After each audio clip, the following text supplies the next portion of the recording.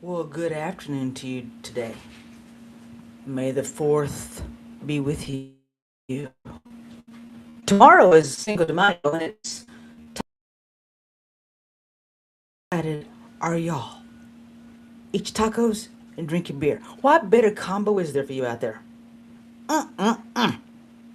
Welcome to Hola America, political podcast. I'm your host, Ruth, where I'll be talking to you the next 30 to 45 minutes regarding issues of the nation and our world today. Breaking news, blah, blah, blah, updates, all that good stuff, okay?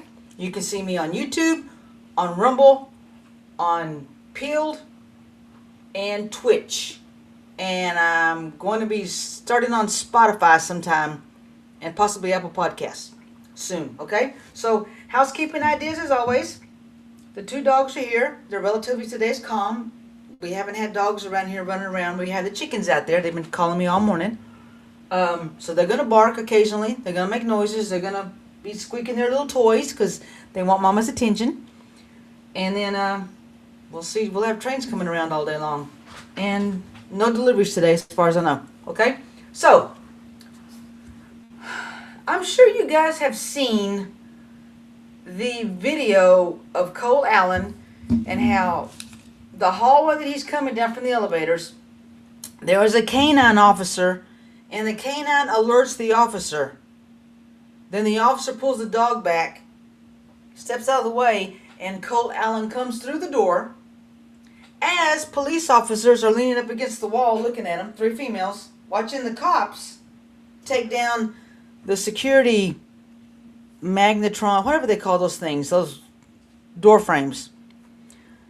The cops are taking them down. I don't know why. But while they're doing that and they're, kind of engaged in that activity, all those police officers do not see him run through until he gets past the Secret Service agent. And you can see in the bottom left-hand corner, there is a person with a gun that shoots 1, 2, 3 times and misses him. Now we're going to go over this video, and then I'm going to give you my opinion on what I think is really going on, okay? So, are we ready? Yes, Ruth, we're ready.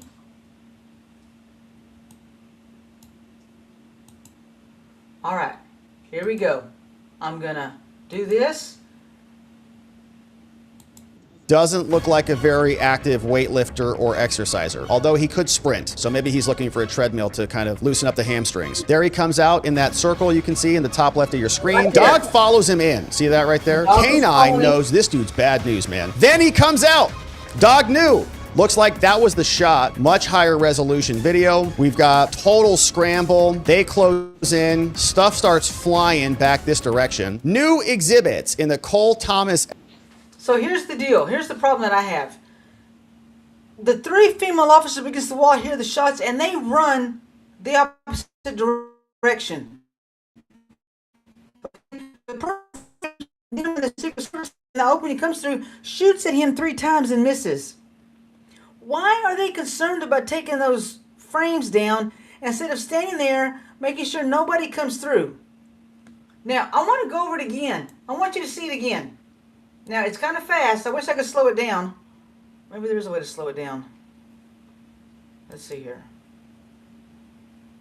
No. Doesn't look like a very active weightlifter or exerciser, although he could sprint. So maybe he's looking for a treadmill to kind of loosen up the hamstrings. There he comes out in that circle you can see in the top left of your screen. Dog follows him in. See that right there? Canine knows this dude's bad news, man. Then he comes out. Dog knew.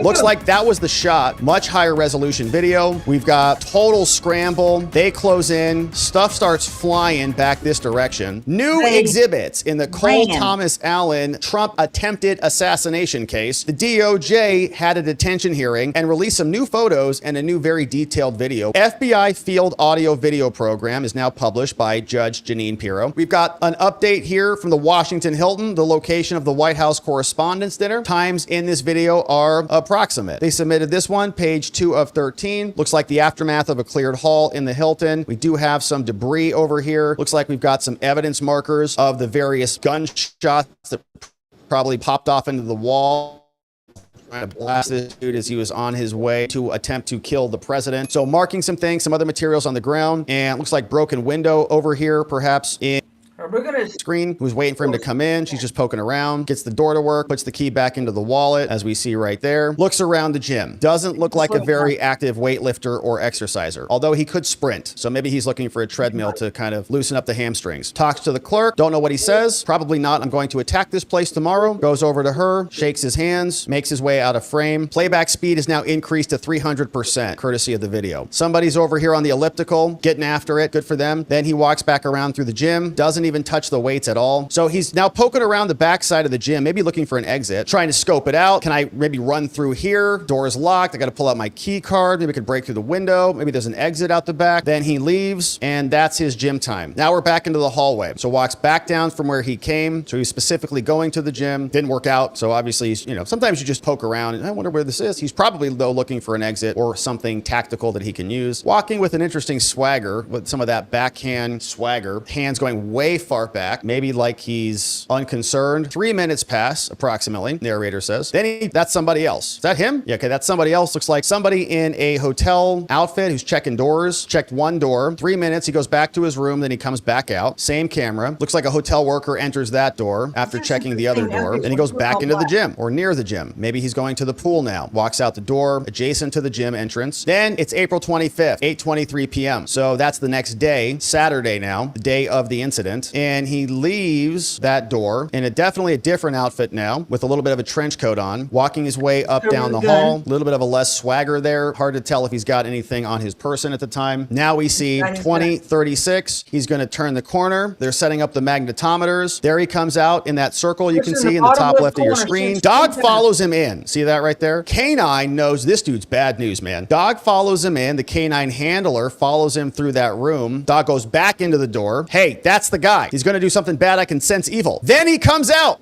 Dog knew. Looks like that was the shot. Much higher resolution video. We've got total scramble. They close in. Stuff starts flying back this direction. Not sure if you saw that. Bunch of people. Okay, I don't know what this is right here that's blocking. I don't give a damn about this person. Take this off. You can't see what's going on here because. Okay. Oh well. Narcissists don't target weak women. They target the fixers who were trained by toxic parents to Doesn't look like a very active weightlifter or exerciser, although he could sprint. So maybe he's looking for. I'll try to find something later on for you guys.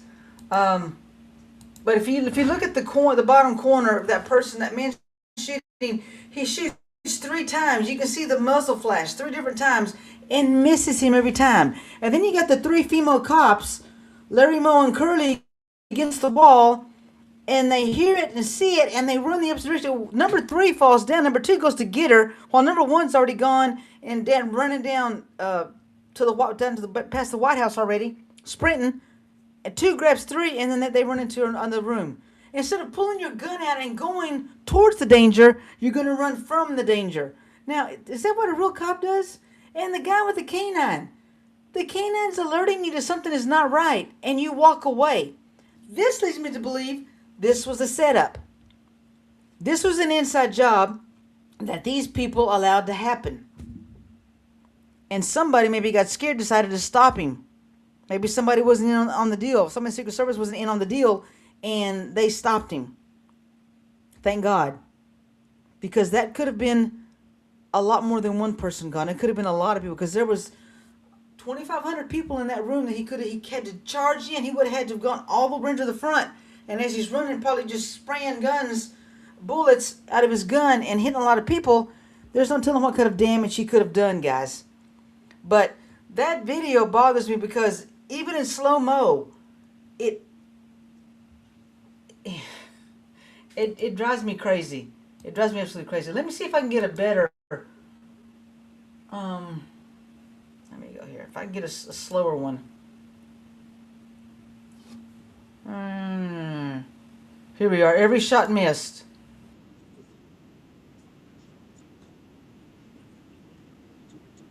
Hold on. Hold on.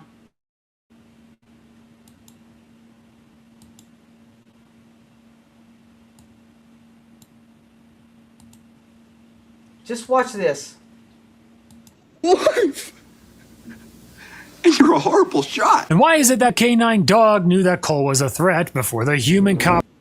How did the Secret Service miss all their shots on Cole Allen, the 31-year-old who attempted a political assassination rampage? Life. And you're a horrible shot. And why is it that the K9 Dog knew that Cole was a threat before the human cops did? We're gonna break down all of that and so much more with forensic psychology and body language using this newly released high-quality security footage. Now, let's get started. In this newly released footage, we see him roaming around the hotel and exploring the hotel, similar to how maybe we would maybe explore a hotel, a new environment that we haven't been in before. Problem is that he's not just innocently exploring the hotel, he actually appears to be casing the hotel to attack on the next gun in his suitcase, a Maverick 88, and a 380 semi-automatic pistol. Baby Rock, and this is a nice. We're gonna move up. Cole in his manifesto allegedly said that, hey, you know, this is the end for me and everything like this, so he pretty much knew that that was going to be it for him, knew that he had less than 24 hours to live, and yet he's so calm just walking around the hotel and chatting it up with hotel employees. Although some may say, well, that behavior is just psychopathic. Yes, that could be psychopathic, but based on what we know and what we read in his manifesto, this behavior seems to be more psychosis related as opposed to psychopathic. And now we see Cole walking the halls of the hotel when the event is now going on. The event started at 8 p.m. This is now 8:23 p.m. And he knows from allegedly watching online that President Trump and all the high-ranking administration officials have arrived and everyone is in that banquet room. And if you notice, we see him wearing a longer overcoat here. You know why? Yes, it's to hide his shotgun, at least temporarily, and also all the other weapons that he has strapped to his body, including all the knives that he had on him, and also his 380 semi-automatic pistol. Now here we have the security footage of the entrance to the event, where they had two magatrometers up so that they could scan people for weapons to make sure that no one goes into the event with weapons. However, at this point in time of the event, they're probably not going to accept any new people to enter the banquet room. So they're just taking down the magatrometer metal detectors because they don't need them. No one's coming in. We have two uniformed Secret Service officers taking down one of the metal detector magatrometers here, three other uniformed Secret Service officers who are basically just standing guard, one plainclothes Secret Service officer who's wearing a suit and tie, and what appears to be 4 TSA employees who appears to have been hired just for this event to operate the magatrometers. Now watch this part where Cole Allen is first seen in this situation. I'm trying to pay off your loan. Stop calling me. You sound like a psycho. I swear to God. I'm calling you. See what you think.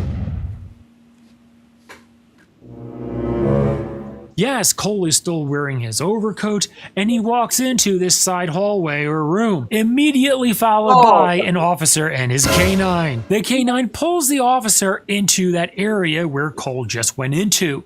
The officer didn't appear he was going that way, but the K9 was like, no, I think I smell something a little fishy over here, and starts pulling him in that direction, in that room or in that hallway where Cole just went. The K9 on the leash goes all the way in while the officer stays within that hallway, but the K9 is clearly very skeptical of what's going on and clearly feels like something's very suspicious. These K9s that work with Secret Service are probably just not sniffing out for explosives, but also firearms and the smell of gunpowder. And if Cole somewhat recently fired his weapon even just in practice a few days ago, then that would leave a residue where the dog would be able to pick up on that scent. Also, Okay, so at this point, this is a total breakdown and a huge mistake by that officer, because if the dog let him in not once but twice, why wouldn't you stand guard at that door with the dog to make sure he doesn't run through?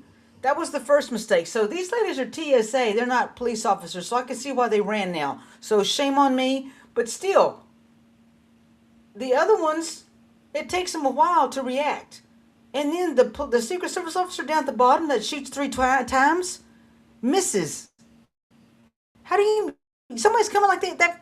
Boom, boom, boom, boom, boom, boom. You just unload. So watch. The dog alerts twice.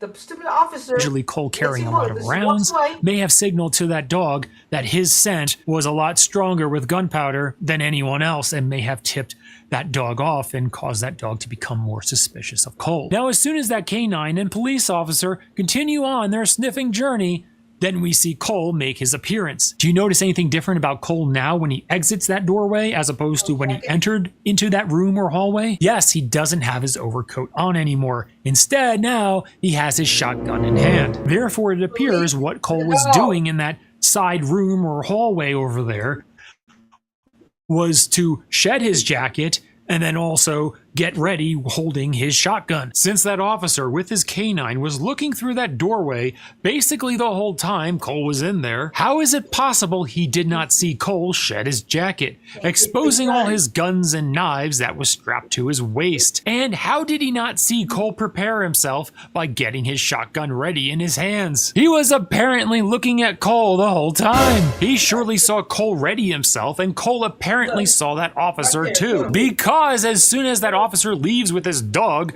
Cole immediately comes running out with his many open carried weapons on his waist and shotgun in hand. That means Cole was likely only a few feet from that doorway and therefore only a few feet from that officer the whole time. Do you think the officer is lying on it, or do you think Cole was somehow hiding behind something in there? Cole apparently thought he could just run right past Secret Service and make his way easily into the banquet room. Did he really think if he just runs fast enough past Secret Service that they'll just ignore him and just be like, he's too fast for us, we'll just let him go? His speed was rather incredible, actually. He was like a blur. I think the NFL should sign him up. He was fast. This attempt here was just so juvenile and grandiose, believing that he could just run right past them and enter the banquet room and do whatever he wants as soon as he's in the banquet room and gets to target anyone he wants in the banquet room, because there won't possibly be any counteroffensive at all. Well, however, this type of grandiose, almost juvenile type thinking missed. is very common with psychosis. Now, when Cole runs out from that doorway, he has his shotgun in hand and ready to fire. What's interesting is that many of those Secret Service officers, the plainclothes Secret Service officer and the uniform Secret Service officers, all seem to see Cole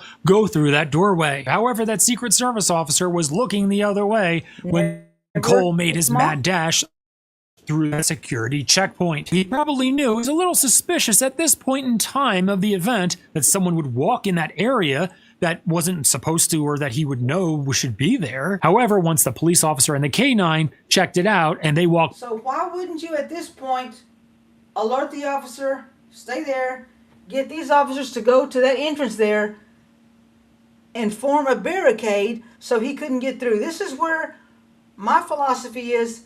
This was a setup from the beginning from the inside. That officer became much more relaxed. Now Cole sprints through the magatrometer. Yes, Cole shoots a round of buckshot at that Secret Service officer. It allegedly hits his bulletproof vest, and that Secret Service officer now fires at Cole. The suspect shot our officer point blank range. Why is Amazon paying me $20,000 a month? Well, I didn't make this kind of money selling yoga. Our officer heroically returned fire.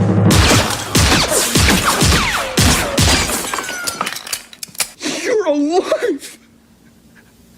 And you're a horrible shot. However, what's curious is notice that uniformed Secret Service officer's hands in their position. Yes, he has his hands pointed forward in a drawn weapon pointed at Cole when Cole allegedly shoots a buckshot round at that Secret Service officer. What happens when you shoot that is the casing stays inside the firearm, and then if you reload it, it pops it out. My understanding is that it was inside the firearm, but hadn't been ejected. However, what's interesting is how did that Secret Service officer get a round of buckshot to his bulletproof vest, his chest, when he has his hands pointed all the way forward, pointing his gun at Cole? Exactly. Wouldn't the round of buckshot at least partially hit his hands too? Kind of odd, because that round of buckshot is supposed to spray a whole bunch of pellets in the direction of their target.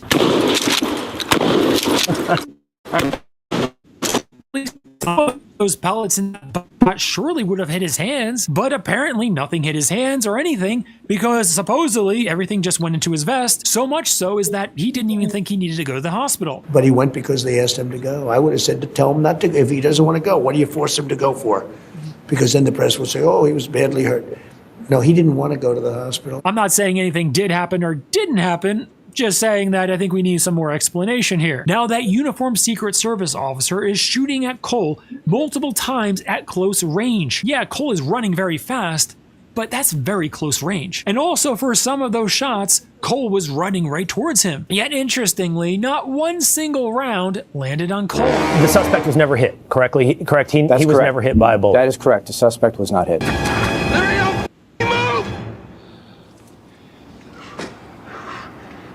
Frank!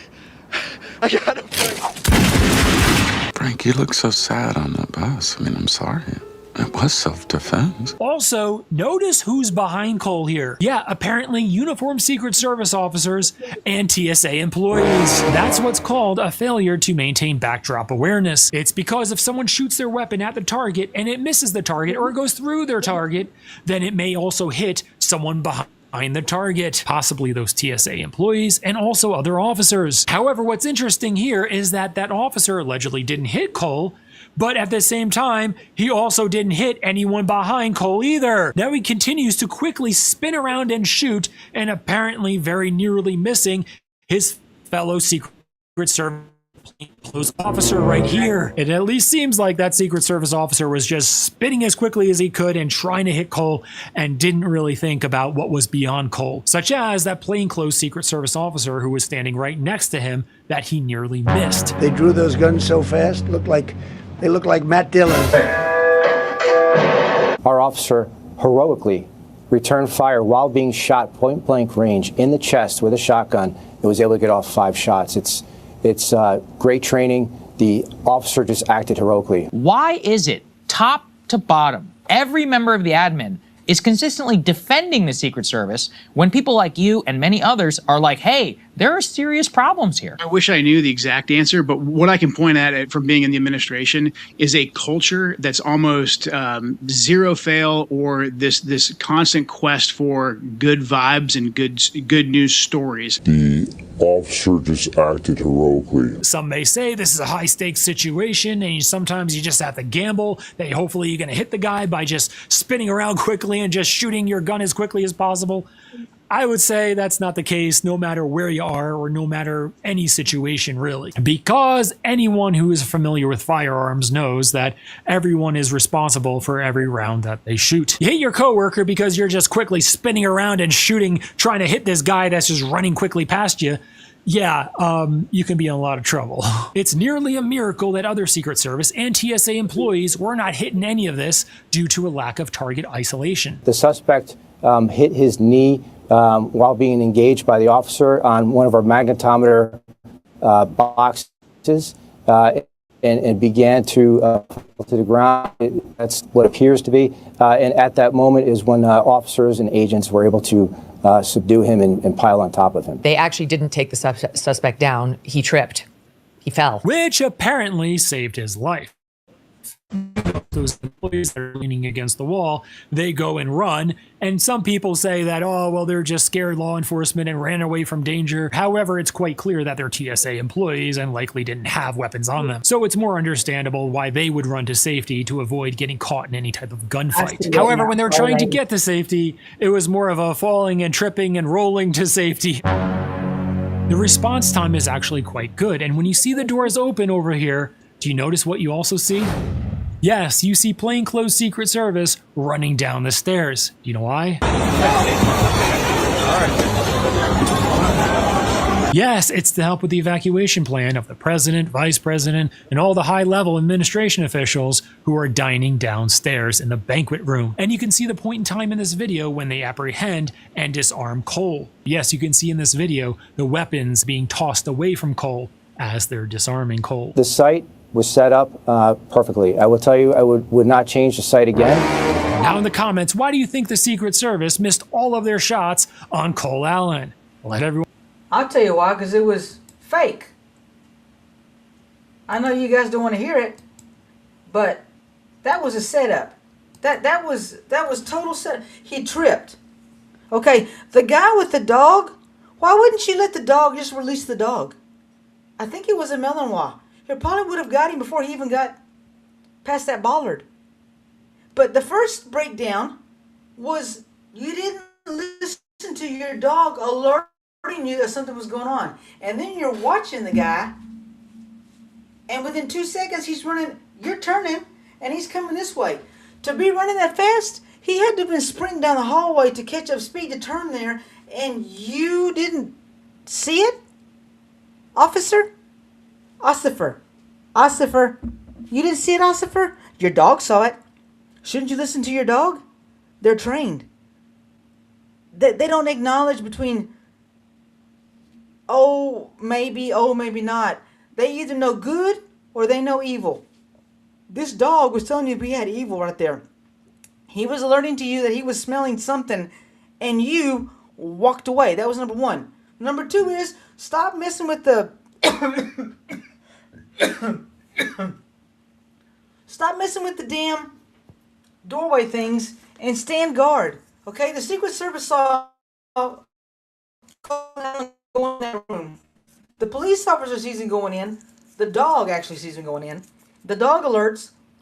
Secret Service agent is just standing there like picking his ear. Okay, yeah, let's take those. Let's watch him take that stuff down, and we're not gonna need any more.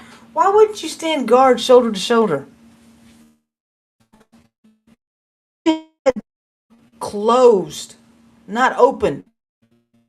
Everybody's up. Everybody's already downstairs, right? Downstairs or upstairs? I forget which. Everybody's in the ballroom already. Have it closed. Have it guarded. Have it locked. Somebody's to come in. They have to knock or go around. Go around. This was the perfect storm again, like Butler, where they Secret Service told them leave. Told the sheriff and them leave that opening open. Leave it open. We don't need any Secret Service agents there. We got them in the building. Underneath. Okay? Just like Doral. Golf course. He was going to go golfing, and the Secret Service didn't take a lap around the golf course. They would have seen that gentleman there. Ralph, whatever his name is. They would have seen him there hiding. They would have seen his vehicle and said, look, where's this person at? But no. You mean to tell me a Secret Service agent saw the gun poking through the brush? Is that the story you want to go with? Is that the story you want to go with? Really? Okay. All right. Go with that story. But I'm showing you right here in black and white. Hold on just a second. I'm getting an alert here. I'm showing you right here in black and white. You saw it. You can see the muzzle flashes from the Secret Service agent in the bottom corner. 3 times. Shot. Didn't hit the ladies. Didn't hit his Secret Service agent buddy. There weren't any casings from the wall that I understand that were taken. So was he shooting blanks? What do you think? I call BS on this one. I call BS on it. This was an inside job. He was let in. This was the perfect storm, and by the grace of God, somebody stood there, an angel maybe, and tripped him, and they had to catch him at that point. They couldn't let him go because then that would have been a real big kerfuffle. So at that point, they had to catch him because the damage had been done, the noise had been made, the TSA saw everything, matched up. So they took him down. Now that pisses me off that our Secret Service agency is not. There's still somebody on the inside that's dirty, guys. There's still somebody on the inside that's dirty, and it just that makes me mad. Is that he's still not protected. Still not protected, and that's the concerning thing about this whole situation. Why does it keep happening? It didn't happen with Biden. Didn't happen with Obama. because nobody wanted to take him out. The deep state wants to take him out. All right? The demon rest want to take him out. They want him gone. He's a pain in their arse. And by the goodness and the graciousness of God, they're not successful, okay? The total ineptitude of this Secret Service team is laughable. For him to say they're heroes. They acted so fastly and promptly. No, they did not. No, they did not. They did not act expeditiously. They did not act promptly. They did not act correctly. They weren't heroic. They were buffoons. Again, a monkey screwing a football. If he doesn't get his own personal protection, he won't make it. And I don't want to sound, it's not grotesque, but I don't want to sound morbid. He's not going to make it if he doesn't change his detail. That was a total lack of security. That was a show of stupidity and a show of laziness. And you can't make it more obvious for people like me to see that that was an inside job. Again. All right. Fox is asking here about fraud in California. Guys, this is getting very hot. About some questions of the care that you provided to individuals up in the Central Valley. At the moment, I have some workers here doing some stuff. Okay. You want us to wait outside? We do. Okay. You want us to wait outside? Graceful Care Hospice is located 200 miles away near Los Angeles. It enrolled a few dozen in 2023 and 4, but last year claims skyrocketed, with the company billing Medicare $1.3 million for 109 patients on claims submitted by their physician, Dr. Stephen Pine, an 82-year-old OBGYN. Did you ever speak to a doctor? No. Dr. Pine, this is William Lajeunesse with Fox News. I reached Pine by phone. He initially claimed not to know Graceful Care, denied wrongdoing, and yet here's his name on Enrique's prescription. Ma'am, we have some questions about Trini and Enrique that you signed up for hospice? There's no Trini and Enrique here. No, they're not here. They're patients of yours up in the Central Valley. We went and interviewed them yesterday. They were signed up for hospice by one of your employees. He proceeded to sign her and her husband up for hospice, but never disclosed to her that it was hospice. Graceful Care says that's not accurate. And yet, take a look at these receipts. A hospital bed, oxygen system, wheelchair, and dozens of more supplies from Graceful Care. You can see it does say Graceful Care here. They're billing Medicare for these things, yes. They're billing Medicare? They brought the patient on and accessed the patient's hospice benefit and then didn't provide hospice services. Darren and Diana Peterson of American Hospice took over Trini and Enrique's case. Okay, so we're getting the gist of this, right? Hold on just a second here. Sorry, Tango. We're getting the gist of what's going on in California, okay? Nick Shirley uncovered a lot of stuff, and now they have the Stop Nick Shirley Act in California because he found a lot of hotels that were empty. They didn't make it through COVID. That somebody got wise and said, why don't we turn these hotels into hospice centers, right? Then we can have the client come stay in the room. Then we can charge Medicaid for every client, provide the equipment, provide the medication, and we'll get like $6,800 a month per patient. Here's the thing.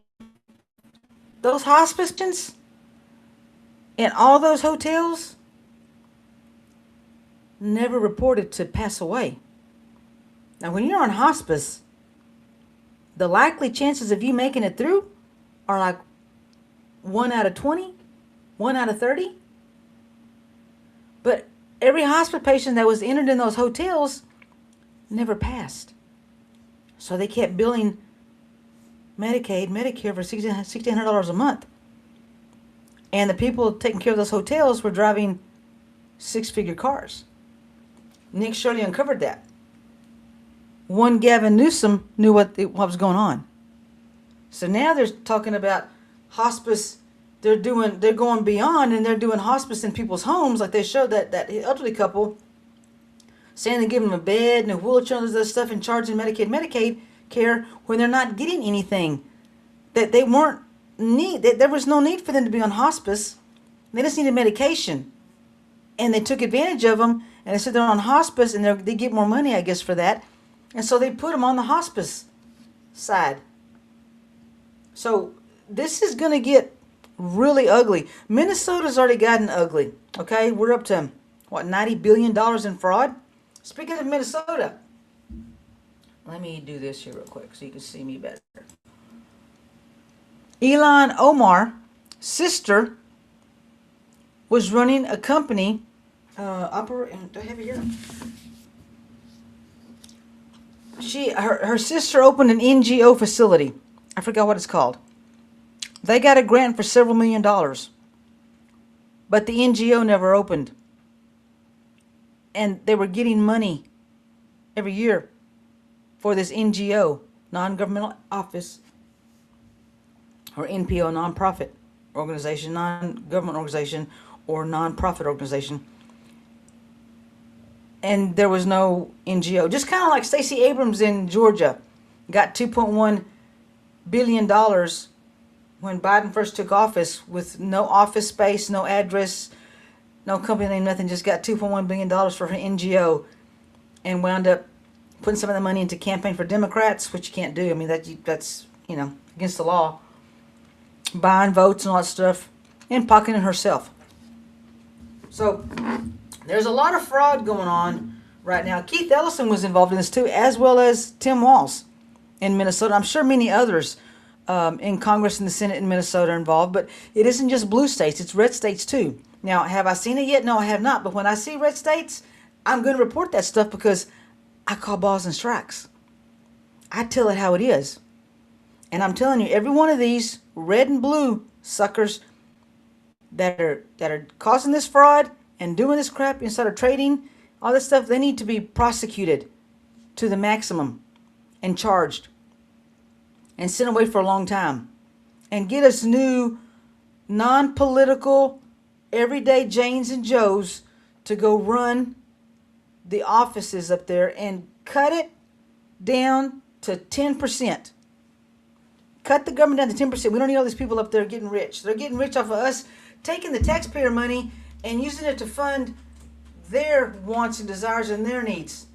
They're not in it for us. They're in it for themselves, for cars and boats and condos for the mistresses and the misters, and jewelry and furs and camping equipment and jet skis and all kinds of stuff, and trips.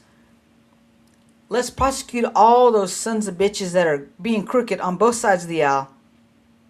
Cut down the government 10% and be done. I'm all for it. Okay, John Solomon was talking here about Ukraine. I believe NSA intercepted Ukraine conspiring with USAID to launder $200 million into Biden's 2024 campaign and the DNC. In late 2022, Zelensky's government and USAID officials plotted to funnel your taxpayer dollars through a series of transactions back into Biden's campaign. Duh. That's why they were getting so much money. The National Security Agency intercepted conversations of President Zelensky's government in Ukraine in 2022, late 2022, conspiring with federal workers at the USAID to come up with a plan to take $200 million of USAID money. That is your money, folks, taxpayer money, route it through a series of transactions, move it into the United States, and launder it into Joe Biden's 2024 campaign and the Democratic National Committee.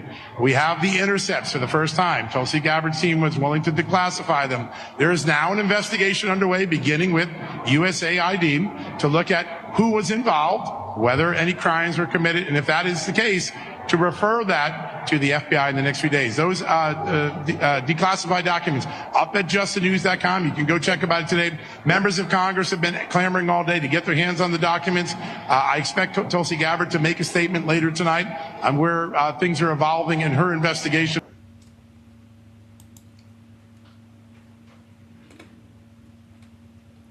That is crazy. That is absolutely crazy. But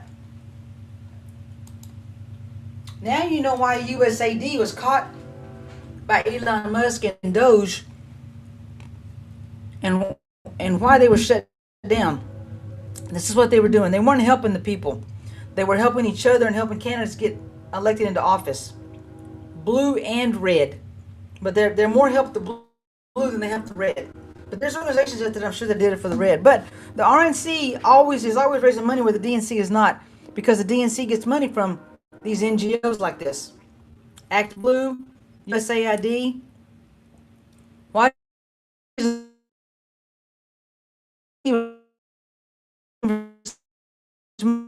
Joe was again.